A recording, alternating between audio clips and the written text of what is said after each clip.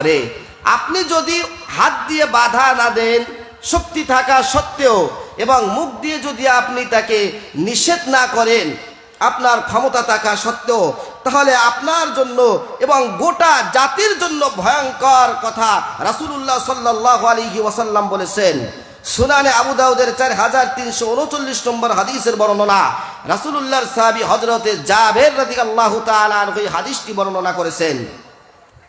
তিনি বলেন যে রাসূলুল্লাহ সাল্লাল্লাহু আলাইহি ওয়াসাল্লাম বলেন, মা মিন রাজুলিন ইয়াকুনু ফি কওমিন ইয়ামালু ফীহিম বিল মাআসি, কোন ব্যক্তি কোন সম্প্রদায়ের মধ্যে যদি থাকে, অবস্থান করে, আর ওই সম্প্রদায়ের মধ্যে গিয়ে যদি গুনাহ করে, অর্থাৎ কোন গুনার কাজ করে, তাহলে ইয়াকদিরুনা আলা আন ইউগাইয়িরু আলাইহি ফালা ইউগাইয়িরু, আর ওই সম্প্রদায়ের লোকেদের ক্ষমতা থাকা সত্ত্বেও যদি ওই ব্যক্তিকে গুনাহ থেকে বাধা না দেয়, তাহলে রাসূলুল্লাহ বলেন, ইল্লা আসাবাহুমুল্লাহু বিআযাবিম মিন ক্বাবলি আইয়ামুতু।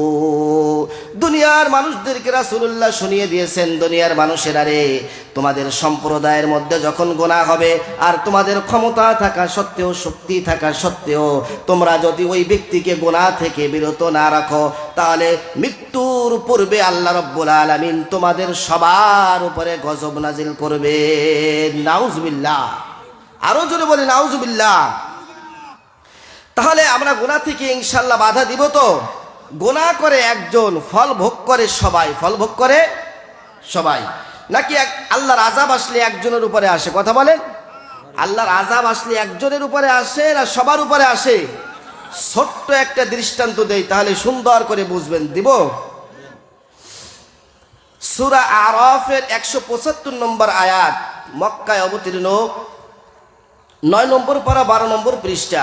এই আয়াতের ব্যাখ্যায় তাফসিরে মাজহারির মুসান্নিফ আল্লামা কাজী সানাউল্লাহ পানিপতি রহমাতুল্লাহ আলাইহি লিখেছেন যে আল্লাহর পয়গম্বর হযরতে মূসা আলাইহিস সালাতু ওয়াস সালাম আল্লাহর পক্ষ থেকে নির্দেশ প্রাপ্ত হলো, আল্লাহর পক্ষ থেকে নির্দেশ প্রাপ্ত হলো যে তুমি কেনান শহরে আমালিকা সম্প্রদায় বসবাস করে, ওখানে তুমি তোমার উম্মতদেরকে নিয়ে ওখানে যাও, তাদের সাথে যুদ্ধ করে কেনান দখল করে সেখানে বনি ইসরাইলদেরকে তুমি প্রতিষ্ঠিত করো। আল্লাহর নির্দেশ পাওয়ার পরে আল্লাহর পয়গম্বর হযরত মূসা আলাইহিস সালাতু ওয়াস সালাম হাজার হাজার বনি ইসরাইলদেরকে নিয়ে সাথে করে নিয়ে কেনান অভিমুখে রওনা হয়ে গেলেন। এদিক থেকে কেনানের লোকেরা, তাদের কাছে সংবাদ আসলো যে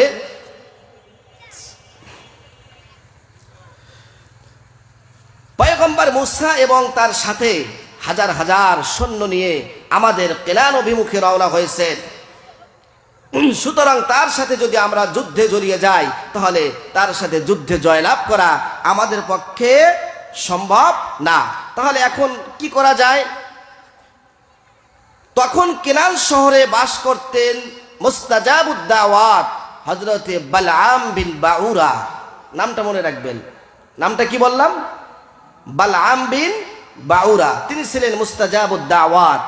মুস্তাজাবুদ দাওয়াত বলা হয় ওই ব্যক্তিকে যে ব্যক্তি যখনই যে সময় আল্লাহর কাছে যে দোয়া করে, আল্লাহ পাক রব্বুল আলামিন সঙ্গে সঙ্গে তার সেই দোয়া কবুল করে। সুবহানাল্লাহ। কেনানের লোকেরা বালআম বিন বাউরার কাছে গেলেন, গিয়ে বললেন, হে বালআম, আমরা শুনেছি যে আল্লাহর পয়গম্বর মূসা এবং তার সৈন্যবাহিনীরা আমাদের সাথে যুদ্ধ করার জন্য আসতেছেন, আমাদের কেনান শহর দখল করে তারা এখানে রাজ্য প্রতিষ্ঠা করবে, সুতরাং তার সাথে যুদ্ধ করে টেকা আমাদের সম্ভব নয়, সুতরাং আপনি আল্লাহর কাছে যদি একটু দোয়া করতেন তাহলে খুব ভালো হতো। কেনান ছিলেন মুস্তাজাবুদ, বালআম বিন বাউরা ছিলেন মুস্তাজাবুদ দাওয়াত। বালআম বিন বাউরা তাদেরকে বললেন, হে নির্বোধের দল, তোমরা কাদের বিরুদ্ধে দোয়া করার জন্য বলছো? সে তো আল্লাহর পয়গম্বর মূসা কালিমুল্লাহ, এবং তার সাথে রয়েছে হাজার হাজার ইমানদার, এবং আল্লাহর ফেরেশতারাও তাদের সাথে থাকবেন, সুতরাং আমি যদি তাদের জন্য দোয়া করি তাহলে আমার দুনিয়া এবং আখিরাত উভয়টা বরবাদ হয়ে যাবে। আমার কথা বুঝতেছেন?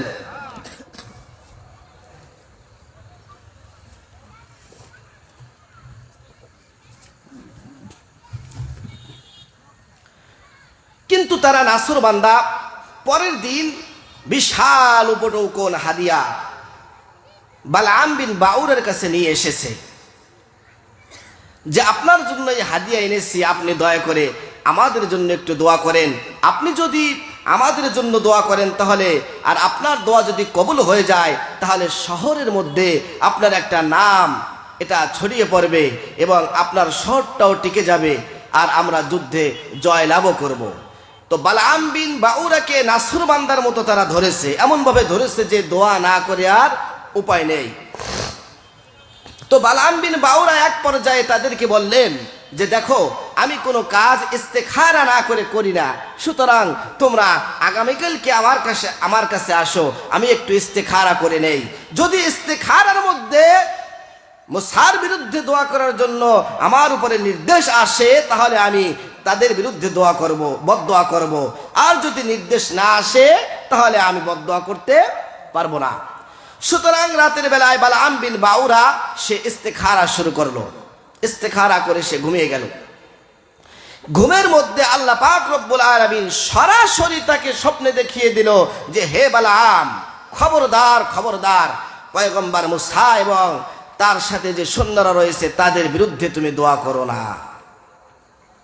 পরের দিন সকালবেলা যখন কেনানের লোকেরা বালআম বিন বাউরের কাছে আসলো, আসার পরে সে তাদেরকে পরিষ্কার ভাষায় জানিয়ে দিল যে আল্লাহর পক্ষ থেকে নির্দেশ এসেছে যে যাতে আমি তাদের বিরুদ্ধে বদদোয়া না করি, সুতরাং আমি তাদের বিরুদ্ধে বদদোয়া করতে পারবো না, তোমরা চলে যাও। এরপরে এই কেনানের লোকেরা আবার বলল, হে বালআম, আপনি দয়া করে আরেকটু ইস্তেখারা করেন। তাদের অনুরোধে বালআম বিন বাউরা আবার দ্বিতীয় দিন ইস্তেখারা করলো। এবার ইস্তেখারার মধ্যে কোনো রেজাল্ট আসেনি, অর্থাৎ দোয়া করতেও বলা হয়নি, দোয়া না করতেও বলা হয়নি। পরের দিন সকালবেলা যখন কেনানের লোকেরা উপস্থিত হলো, তখন বালআম বিন বাউরা তাদেরকে বলল, দেখো, আজকে স্বপ্নের মধ্যে আমাকে কোনো নির্দেশ দেওয়া হয়নি, অর্থাৎ মুসার বিরুদ্ধে যে আমি বদদোয়া করব কি না, এ ব্যাপারে আমাকে কিছু বলা হয়নি এবং নিষিদ্ধ করা হয়নি। এই সুযোগটা পেয়ে কেনানের লোকেরা বলল, বালআম, যদি মুসার বিরুদ্ধে বদদোয়া করতে আল্লাহ পাক নিষেধ করত, তাহলে গতকালকের মতো আজকেও তোমাকে স্বপ্নের মধ্যে সেটা জানিয়ে দিত। সুতরাং তোমাকে যখন কোনো জিনিস জানানো হয়নি, এর মাধ্যমে বোঝা যায় যে তুমি তাদের বিরুদ্ধে বদদোয়া করতে পারবে। আমার কথা বুঝতেছেন? তো বালআম বিন বাউরা তিনি তাদের অনুরোধে এক পর্যায়ে দোয়া করার জন্য স্বীকার হয়ে গেলেন। বলেন নাউজুবিল্লাহ। কাদের বিরুদ্ধে বদদোয়ার জন্য রাজি হয়ে গেলেন? পয়গম্বর মুসা এবং তার সাথে হাজার হাজার ইমানদার এবং আল্লাহর ফেরেশতারাও তার সাথে রয়েছেন। এটা তাফসীরে মাজহারের বর্ণনা। এবার বালআম বিন বাউরা সাথে কেনানের লোকদেরকে নিয়ে হিতান পর্বতের দিকে একটি খচ্চরের উপরে উঠে বনি ইসরাইল এবং জামানার পয়গম্বর মুসা আলাইহিস সালাতু ওয়াস সালামের বিরুদ্ধে দোয়া করার জন্য চলতে লাগলেন, হাঁটতে লাগলেন, চলতে লাগলেন। আস্তে আস্তে করে খচ্চর চলতে লাগলো। যখন তিনি হিতান পর্বতের কাছাকাছি চলে গেলেন, আল্লাহর হুকুমে যেই খচ্চরের পিঠির উপরে বালআম বিন বাউরা ছিলেন, ওই খচ্চরটি হঠাৎ করে জমিনের মধ্যে বসে পড়ল। বালআম বিন বাউরা পা দিয়ে আঘাত করে, লাঠি দিয়ে আঘাত করে, হাত দিয়ে আঘাত করে, চাবুক দিয়ে আঘাত করে খচ্চরের পিঠের উপরে, কিন্তু খচ্চর কিছুতেই ওঠে না, সামনের দিকে অগ্রসর হয় না। আল্লাহ রাব্বুল আলামিন হঠাৎ করে খচ্চরের মুখে জবান খুলে দিলেন, খচ্চর মুখ দিয়ে কথা বের করলেন, আর বালআম বিন বাউরাকে বলতে লাগলেন, হে বালআম বিন বাউরা নির্বোধ, তুমি কি জানো না তুমি কেন আমাকে আঘাত করছো? তুমি কি জানো না তুমি কার বিরুদ্ধে দোয়া করতে যাচ্ছ? সে তো অন্য কেউ নয়, জামানার পয়গম্বর মুসা কালিমুল্লাহ, এবং তার সাথে রয়েছে হাজার হাজার ইমানদার। খবরদার, তুমি তাদের বিরুদ্ধে বদদোয়া করো না। তুমি যদি তাদের বিরুদ্ধে বদদোয়া করো, আল্লাহ রাব্বুল আলামিন তোমার দুনিয়া এবং আখিরাত উভয়টা ধ্বংস করে দিবেন। কিন্তু বালআম বিন বাউরা বদদোয়া করার জন্য তো বেরি হয়েছেন, ঠিক না? খচ্চরের কথা শুনল না, বালাম বিন বাউরা হিতান পর্বতের চূড়ায় উঠে গেলেন। চূড়া বুঝেন না, একেবারে উপরে। হিতান পর্বতের চূড়ায় উঠে বনি ইসরাইলদেরকে লক্ষ্য করতে লাগলেন এবং তার সাথে তার কওমের লোকেরাও রয়েছে।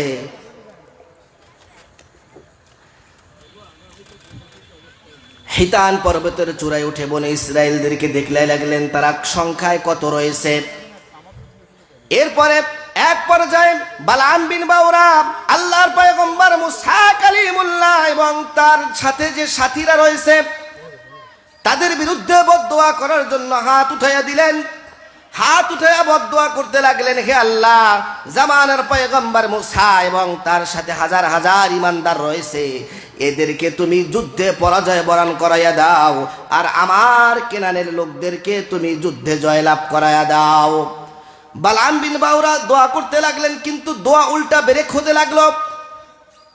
তার সাথে যে লোকজন রয়েছে তারা বলতে লাগলো, তারা তাকে বলতে লাগলো, বালাম বিন বাউরা তুমি কি করতেছো? তুমি তো আমাদের বিরুদ্ধে আর মুসার পক্ষে তুমি দোয়া করতেছো, তুমি তো আমার কাজটা ঠিক করতেছো না। অর্থাৎ বালাম বিন বাউরা তিনি দোয়া করতেছিলেন, হে আল্লাহ, কেনানের লোকদেরকে যুদ্ধে জয়লাভ করাইয়া দাও আর জামানার পয়গম্বর মুসাকে যুদ্ধে হারাইয়া দাও, এই দোয়া করতেছিলেন। কিন্তু দোয়া উল্টা হয়ে গেল। দোয়া হতে লাগলো, হে আল্লাহ, কেনানের লোকদেরকে তুমি ধ্বংস করে দাও আর মুসা কালিমুল্লাহ এবং তার সাথে থাকা হাজার হাজার ইমানদারদেরকে তুমি যুদ্ধে জয়লাভ করাইয়া দাও। দোয়া এরকম হতে লাগলো। যখন কেনানের লোকেরা বালাম বিন বাউরাকে বলল, বালাম বিন বাউরা দোয়া তো উল্টা হচ্ছে। বালাম বিন বাউরা কেনানের লোকদেরকে বলে, আমি তোমাদেরকে বলেছিলাম তোমরা আমাকে মুসার বিরুদ্ধে দোয়া করতে বলো না, কারণ আমি যদি তার বিরুদ্ধে দোয়া করি তাহলে আল্লাহ পাক আমার দুনিয়া এবং আখিরাত এটা ধ্বংস করে দিবেন। আল্লাহ পাক আমার উপরে গজব নাজিল করেছেন। তাফসীরে মাযহারির বর্ণনা, বালামের জিহ্বা ঝুলতে ঝুলতে ঝুলতে ঝুলতে কোন কোন বর্ণনায় নাভি পর্যন্ত, কোন কোন বর্ণনায় বুক পর্যন্ত চলে এসেছে। নাউজুবিল্লাহ বলেন। আপনারা কি বুঝতেছেন? এবার বালাম বিন বাউরা তাদেরকে বলতে লাগলো, আমার দোয়া আর কবুল হবে না, আল্লাহ পাক আমার উপরে গজব নাজিল করেছে, আমার জিহ্বা ঝুলে গেছে নাভি পর্যন্ত। সুতরাং তোমাদেরকে আমি যুদ্ধে জয়লাভ করার ভালো একটা কৌশল শিখিয়ে দিতে পারি। যদি তোমরা এই কৌশলটা অবলম্বন করতে পারো তাহলে তোমরা যুদ্ধে জয়লাভ করবে। এবার কেনানের লোকেরা বলল, আচ্ছা ঠিক আছে, বলেন কি কৌশল? তখন বালাম বিন বাউরা বলল যে, বনি ইসরাইল তারা বাড়ি থেকে অনেক দিন হয়েছে বের হয়েছে, তোমাদের গোত্রের মধ্যে সুন্দরী যুবতী যারা আছে এদেরকে সাজিয়ে গুছিয়ে ব্যবসায়ী পণ্য হাতে দিয়ে এই বনি ইসরাইলদের দলের মধ্যে তাদেরকে ঢুকিয়ে দিবে। কোনো একটা বনি ইসরাইল যদি একটা সুন্দরী যুবতীর উপরে হামলা করে বা তার রূপ দেখে পাগল হয়ে যায় তাহলে তোমরা যুদ্ধে জয়লাভ করবে। কেনানের লোকেরা বালাম বিন বাউরার কথা অনুযায়ী এই কাজটা করলো। সুন্দরী সুন্দরী যুবতীদেরকে সাজিয়ে গুছিয়ে ব্যবসায়ী পণ্য হাতে দিয়ে বনি ইসরাইলদের মধ্যে ঢুকিয়ে দিল। বনি ইসরাইলদের মধ্যে ঢুকে সুন্দরী যুবতীরা ব্যবসায়ী পণ্য বিক্রি করছে। কিন্তু একজন সুন্দরী, তার নাম হলো কিস্তি বিনতে সুর। এই কিস্তি বিনতে সুর, তার রূপ ছিল চোখ ধাঁধানো, তার লোভনীয় চাহনি এবং মিষ্টি ভাষা ছিল। এই কিস্তি বিনতে সুর শামউন গোত্রের এক নেতা, তার নাম ছিল জামরি। এই জামরির কাছে ব্যবসায়ী পণ্য নিয়ে উপস্থিত হয়ে গেল। জামরিকে বলল, জামরি, আমার কাছে ব্যবসায়ী পণ্য আছে, তুমি কি ক্রয় করবে? জামরি ব্যবসায়ী পণ্য ক্রয় করবে কি, তার চোখ ধাঁধানো রূপ দেখে পাগল হয়ে তার হাত ধরে ফেলেছে। জামানার পয়গম্বর মুসা কালিমুল্লাহর কাছে খবর গেছে। আল্লাহর পয়গম্বর মুসা যখন তার সামনে এলো, আসার সঙ্গে সঙ্গে জামরি তাকে বলল, মুসা রে, তুমি তো বলবে যে এই মহিলা তোমার জন্য হালাল না, এই মহিলা তোমার জন্য হারাম, তুমি একে ব্যবহার করো না, এই কথা তো তুমি বলবে। পয়গম্বর মুসা বললেন, জামরি, তুমি তো ঠিকই বলেছো, আমি তো এই কথাই বলবো। এবার জামরি বলল, মুসা, এর চোখ ধাঁধানো রূপ, লোভনীয় চাহনি এবং মিষ্টি ভাষা আমাকে পাগল করে দিয়েছে, সুতরাং আমি তোমার কথা মানতে পারবো না। এই কথা বলে এবার জামরি এই মহিলাকে নিয়ে তাঁবুর মধ্যে চলে গেল। তাঁবুর মধ্যে যাওয়ার পরে তার যে মনের বাসনা এটা পূরণ করবে, এখনো শুরু করে নাই। এই মুহূর্তে তাফসীরে মাজহারির মুসান্নিফ লেখেন আল্লাহ পাক রব্বুল আলামিন মহামারী প্লেগ রোগ দান করলেন। আর এক গজবে, এক রোগের কারণে আল্লাহ পাক সঙ্গে সঙ্গে ৭০,০০০ বনি ইসরায়েলকে ধ্বংস করে দিলেন। নাউযুবিল্লাহি মিন যালিক। এটা কি জন্য বললাম? যদি গুনাহ একজনে করে তাহলে তার ফল ভোগ করে কয়জনে? একজনে করে সবাই। বুঝলেন তো? এবার স্পষ্ট হইল তো? তাহলে কোনো ব্যক্তি যদি গুনাহ করে